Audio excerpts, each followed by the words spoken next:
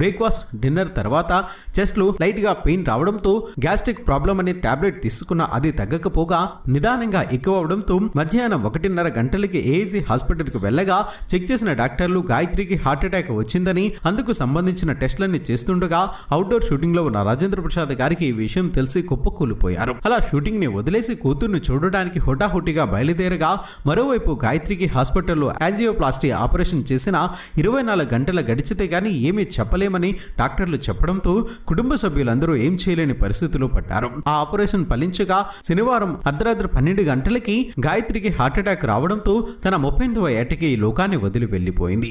ఇక రాజేంద్ర ప్రసాద్ గారు హాస్పిటల్కి వచ్చేలోపు 1 గంట సమయం పట్టడంతో కూతురుతో చివరి మాట మాట్లాడే అవకాశాన్ని కూడా కోల్పోయారు.